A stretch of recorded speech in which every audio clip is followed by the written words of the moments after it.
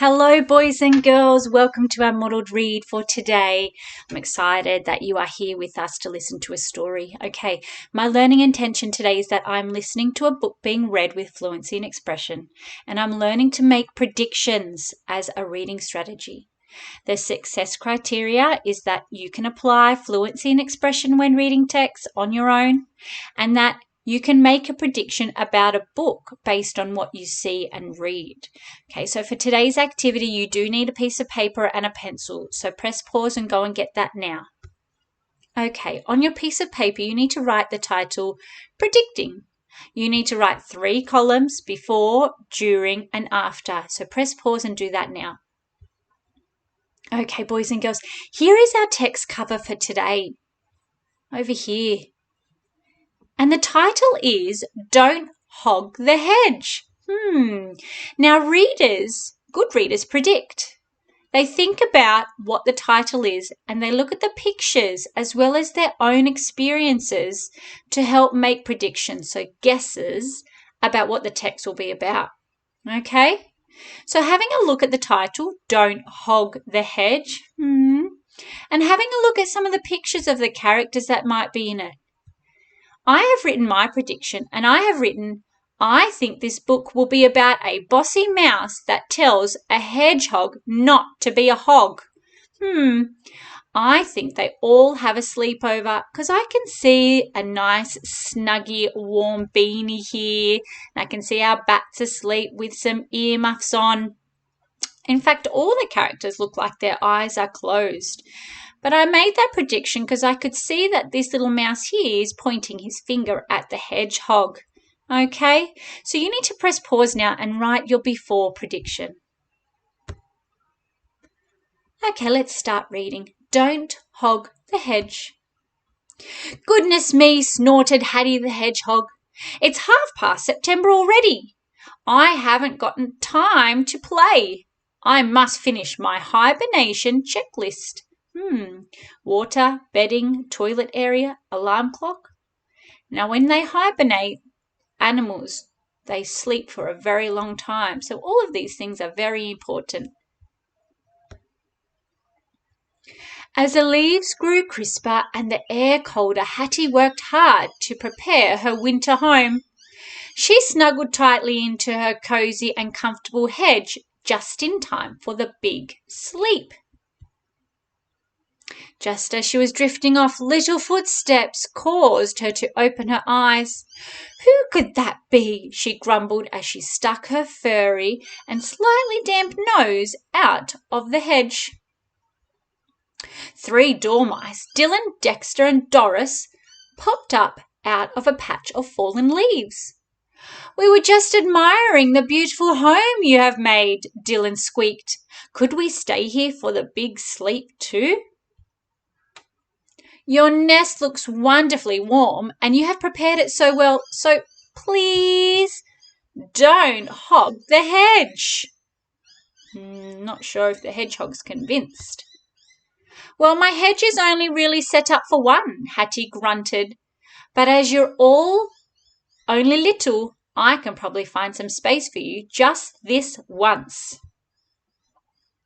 Just as soon as they'd settled in, Hattie heard a new, very strange sound heading their way. Thud, shuffle, shuffle, thud. Toby the toad came to a stop in front of the hedge.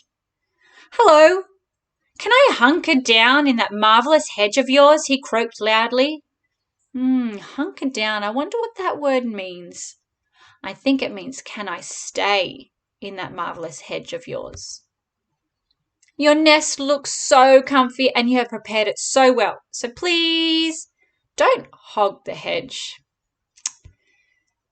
You really should have sorted out a place to stay sooner, Hattie scolded. But I suppose you can stay if you promise not to leap around too much. Hattie budged up closer to the dormouse to give Toby more room. The hedge was very short of space, but it was much cosier than before. Thank you so much for sharing with us, Doris said. You're my hero, Toby declared. As the animals thanked her, Hattie's prickly mood began to change. "I've never been called a hero before," she said proudly.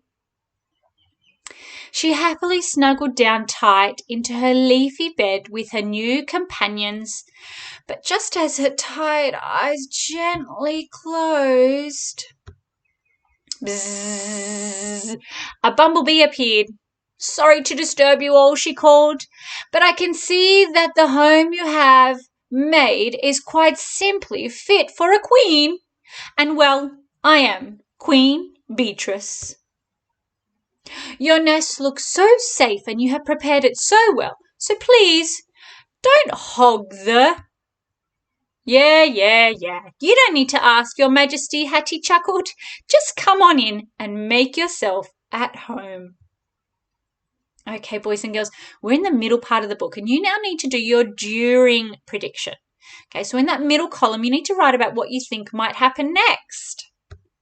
I've written that I think more animals will come and the hedge will become too full. Can you press pause now and write your during prediction? What a squashed up bunch they were. Hattie's spikes tickled Toby's toes and everyone was trying hard to avoid Queen Beatrice's sting. Eventually they all settled down, but then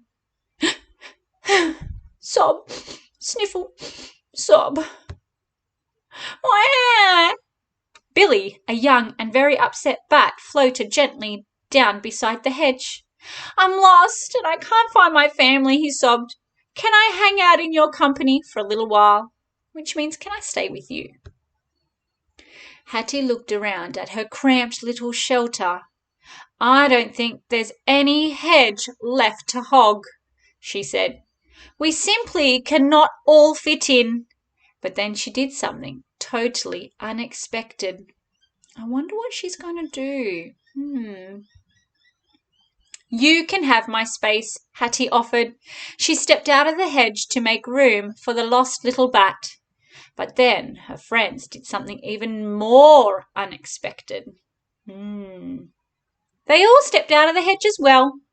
"This hedge is not a home without you, Hattie," squeaked Dexter. "Let's find a place where we can all fit." Hattie felt warm and fuzzy inside, even though it was freezing outside.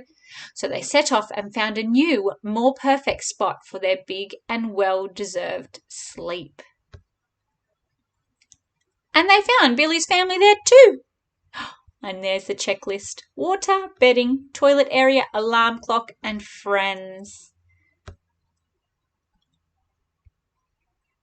Okay, boys and girls, it's now time to fill in your after prediction. Were you correct? So I have written my predictions were right. In the end, the hedge was too full and they had to all find somewhere else to stay. Can you fill in your after column and then upload it to Dojo?